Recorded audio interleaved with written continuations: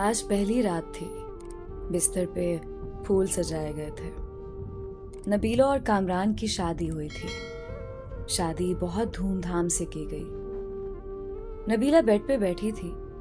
Cameraman तस्वीर बना रहा था। वो कभी दाएं सर कर रही, कभी बाएं तरफ। सब लोग नए थे। हर चेहरा अजनबी था। कामरान पास बैठा था। सब मोहल्ले वाले दुल्हन देखने आए हुए थे। नबीला नजरें झुकाए बैठी हुई थी। रात के 12 बज चुके थे। वो बहुत थक चुकी थी। भूख से बुरा हाल था। सब चले गए।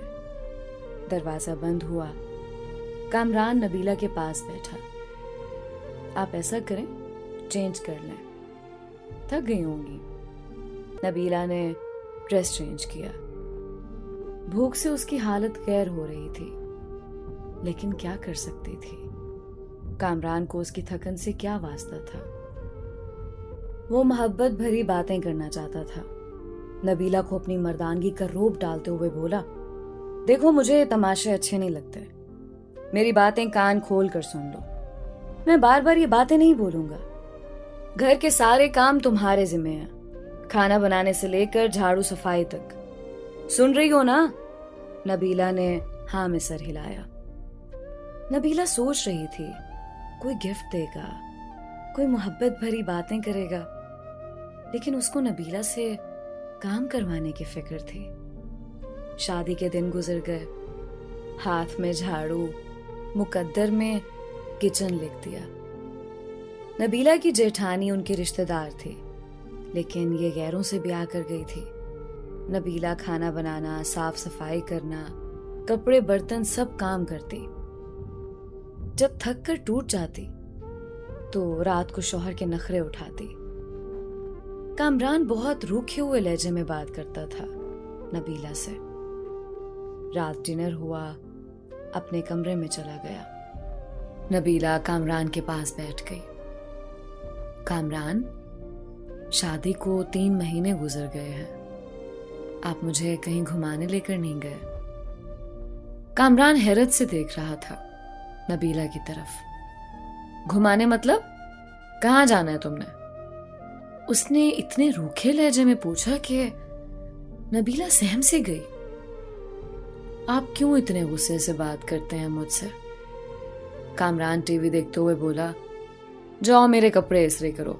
दिमाग ना खराब करो यार मेरा, सारा दिन का थका हुआ हूं मैं। नबीला पैरों की तरफ बैठ गई। अच्छा चलें, आप लेट जाएं, मैं आपको दबा देती हूँ। कामरान लेट गया। नबीला कामरान को दबाने लगी। कामरान सो गया था। वो कामरान के पैरों को अपनी गोद में रखकर सोच रही थी, कामरान, मैंने शादी से पहले बहुत दुख देखे हैं। मुझे मोहब्बत चाहिए, आपका साथ चाहिए।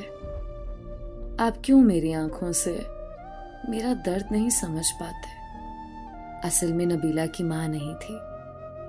सौतेली मां के साथ जवान हुई, और सौतेली माएं क्या सुलूक करती हैं ये मुझे बताने की जरूरत नहीं है।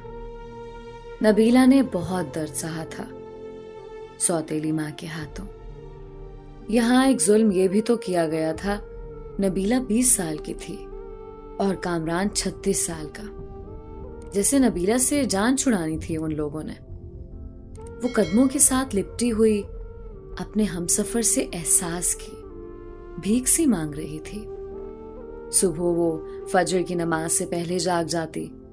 नाश्ता बनाना सबके लिए उसके जिम्मे था। वो अपना दर्द किसी पे अया ना होने देती। वो बस अपने घर में आबाद होना चाहती थी। कामरान का साथ उसे चाहिए था बस। अक्सर कभी थकन की वजह से बर्तन ना धो सकती या झाड़ू टाइम पे ना लगा पाती तो सास उसे लाखों बातें सुनाती। वो अपने लबों को सीकर हर ताना बर्दाश्त कर जाती थी। कामरान, मुझे हर महीने 5,000 दे दिया करे ना। कामरान ने जहर आलूद निगाहों से देखा। खैर है ना, 5,000 क्यों चाहिए तुमको? नबीला ने बड़े प्यार से जवाब दिया, कामरान, मैं औरत हूं ना, मेरी जरूरियात होती हैं। पैसे पास हों तो कभी बाजार जाऊं तो अपने लिए कुछ जरूरी चीजें खरीद लिया करूं। अब मैं आपके भाई से तो ये सब बातें कह नहीं सकती। कामरान को ना जाने क्यों एक चिढ़ सी थी नबीला से। उसने गुस्से में बोला, देखो, मेरे पास इतने पैसे नहीं हैं कि तुमको अलग से दे सकूं। जो चाहिए हो अम्मी से कह दिया करो ना, वो ला दिया करेंगी। अलग से खर्चा चाहिए इसको, पागल औरत। वो कामरान के पास बैठ गई। कामरान, आप ना दें मुझे कुछ, मैं आपके साथ खुश हूं। बस आप मुझसे प्यार से बात कर लिया करें, मुझे प्यार से आवाज दिया करें, मेरा नाम प्यार से पुकारा करें। कसम खुदा की, मैं सब कुछ भूल जाया करूंगी। दिन भर की थकन, वो पुराने दर्द, सब कुछ। बस आप मुझे मोहब्बत से पुकारा करें। कामरान ने वक्ती तौर पर मुस्कुराकर कहा, तो प्यार से ही तो रहता हूं तुम्हारे साथ। नबीला नाज उठाने वाले लहजे में बोली, कामरान, आप नहीं ना करते प्यार से बात, आप बस गुस्सा ही दिखाते हैं। कामरान, ये देखें, मेरी बर्थडे थी, मैंने आपका नाम अपने हाथ पे मेहंदी से लिखा है। कामरान जैसे बेजार सा हो रहा था उसकी बातों से। नबीला प्यार से बातें कर रही थी, लेकिन कामरान दिल ही दिल में बोल रहा था, क्या पागल पले पड़ गई है मेरे, इसको क्या कहूं मैं। ना जाने क्यों बेरुखी करता था वो। उन्होंने नया घर बनाना था, गांव के लोग थे। कामरान ने नबीला से कहा, आज रात ईंटें आ जाएंगी, तुम हमारी मदद करना, ईंटें घर में फेंकनी है। नबीला ने दिन भर घर के काम किए, फिर रात को वो ईंटें उठा उठा कर घर में फेंकने लगी। रात के 3 बज गए थे। काम खत्म हुआ। उसका जिस्म दर्द और थकन से बेजान सा हो रहा था। कामरान लेट गया। नबीला पास गई। कामरान, प्लीज मेरा सर दबा देना, मुझे बहुत दर्द हो रहा है। कामरान ने करवट बदली। यार जाओ पैनाडॉल खा लो, मुझसे दबाया नहीं जाता। वो बिस्तर पे लेट गई। न जाने क्यों आंखों से आंसू बहने लगे। वो रो रही थी, उसको बहुत दर्द हो रहा था। वो मुंह पे हाथ रखकर सांस रोकने की कोशिश कर रही थी। कामरान पास सोया हुआ था। वो दर्द से सो ना सकी। फजर की आजान होने लगी। उसकी आंख लग गई। वो सोई हुई थी कि सास गालियां दे रही थी। मैडम सोई हुई है, शर्म ही नहीं है, टाइम देखो। कामरान भी बरहम हुआ। वो उठी। कामरान गुस्से में था। शर्म है तुमको? टाइम देखो, अम्मी खुद नाश्ता बना रही हैं, तेरी आंख ही नहीं खुलती। नबीला क्या कहती जब कामरान को फर्क ही नहीं पड़ता था। नबीला मर रही हो या किसी दर्द में हो। वो खामोश हुई, किचन में चले गई। सारा काम किया। उसकी हालत काफी खराब थी।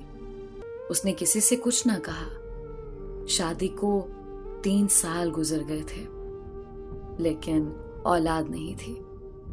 उन 3 सालों में कोई ऐसी सांस नहीं थी जब कभी सुकून पाया हो। नए घर का काम शुरू किया। वो मजदूरों की तरह काम करने लगी। दिन भर सबके लिए खाना बनाती, फिर कभी ईंटें उठा कर देती तो कभी मिट्टी उठा रही होती। 4 महीने उसने मजदूरी की। घर तैयार हुआ। कामरान के साथ रहते हुए वो कामरान से दूर थी। कामरान उससे दूर रहने लगा। दिन की दूरी से रातों की दूरियां भी बढ़ने लगी थीं। औलाद ना होने के ताने देने लगे। एक डर सा उसे सताने लगा। कामरान तो पहले ही उसे दुख देता था, लेकिन अब औलाद ना होने के ताने। उन दिनों कहीं उससे छुपकर कामरान की दूसरी शादी की बातें होने लगी। वो सबके रवैये समझ रही थी कि कुछ तो गलत हो रहा था, नबीला एक नौकरानी से बढ़कर कुछ ना थी। वो लबों को सिए बैठी थी। उसको एक खौफ था, कहीं कामरान मुझे दूर ना कर दे। लेकिन जेठानी की छोटी बेटी ने बताया, आंटी नबीला, मम्मा कह रही थी कामरान चाचू की शादी करनी है, नई आंटी लेकर आनी है। नबीला समझ चुकी थी कोई कयामत टूटने वाली है, लेकिन वो खामोश थी। कामरान कमरे में बैठा चेहरे पे करीम लगा रहा था। नबीला पास गई। आजकल बहुत करीम लगा रहे हैं, बड़े सोने लग रहे हैं आप। नबीला कामरान के कंधे पे सर रखकर बता रही थी, कामरान आप खुश रहें हमेशा।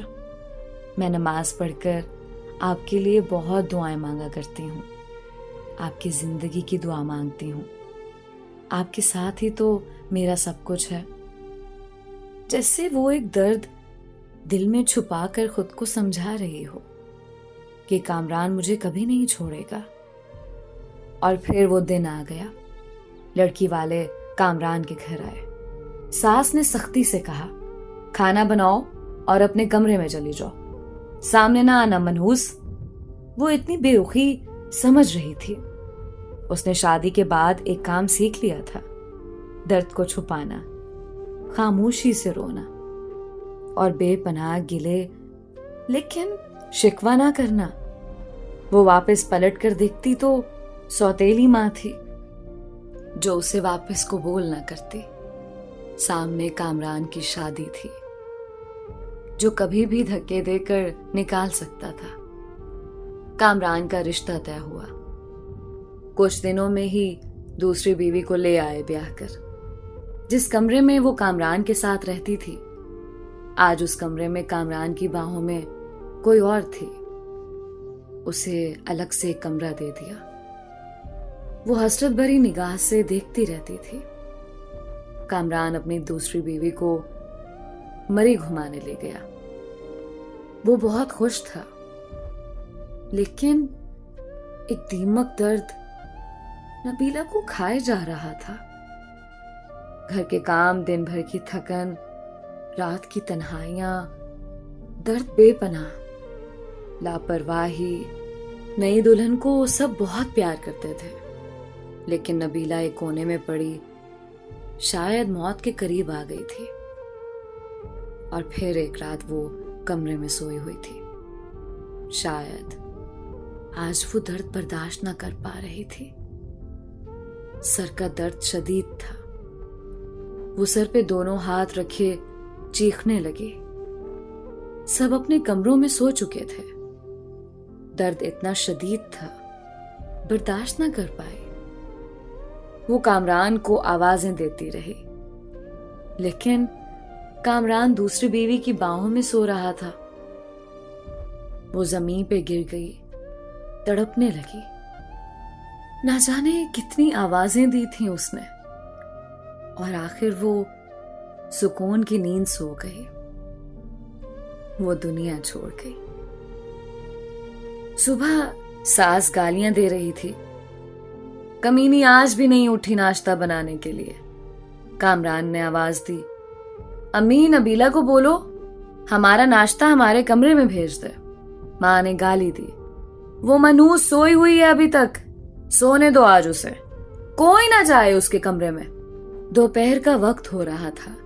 सब अपने कामों में मसरूफ थे, लेकिन अभी तक नबीला कमरे से बाहर नहीं आई थी।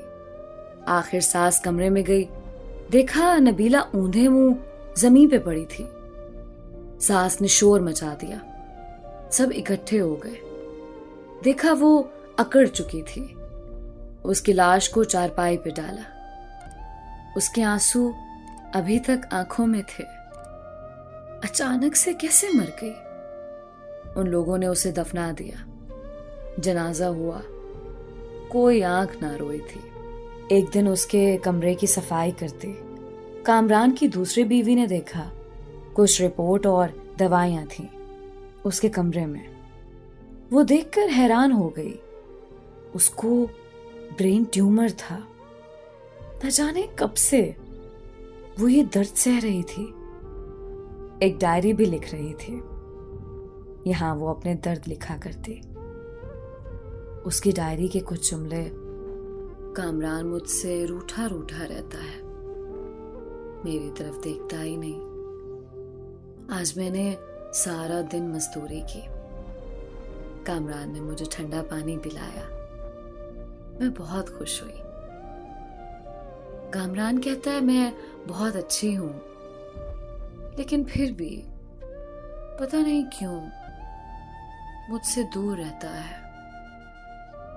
आज मैं उसके लिए तैयार हुई थी, खुद को संवारा था, लेकिन पागल ने एक बार भी मेरी तरफ नहीं देखा।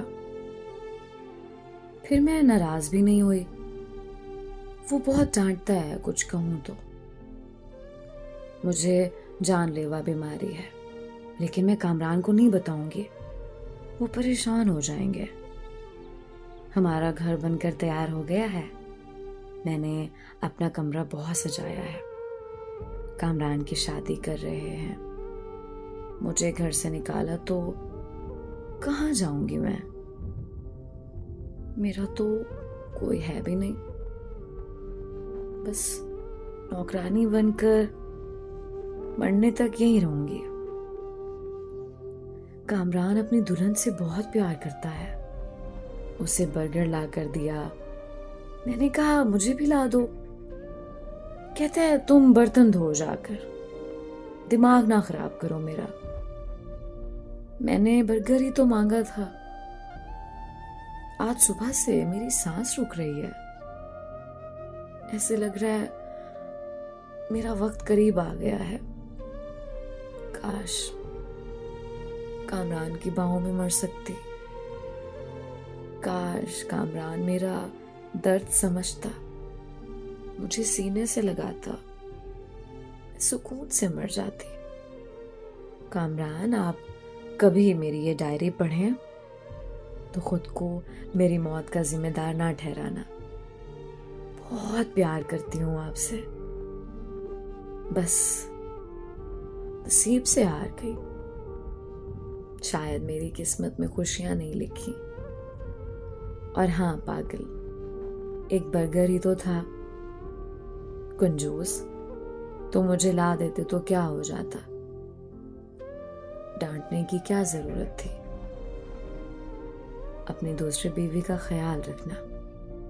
मैं तो नहीं होंगी, जब आपके यहाँ औलाद हुई ना, तो मेरी कब्र पे जरूर आना एक बार। तुम्हारी नबीला। मुझे बहुत दर्द हो रहा है, अब लिखा भी नहीं जा रहा कामरान। दिल चाह रहा है आपके पास आ जाऊं, लेकिन के बाद सब कुछ अधूरा रह गया। नबीला खामोशी से मर गई। कामरान डायरी पढ़कर बहुत रोया, लेकिन अब रोने का क्या फायदा था? वो बेचारी ना जाने कितना रोई थी।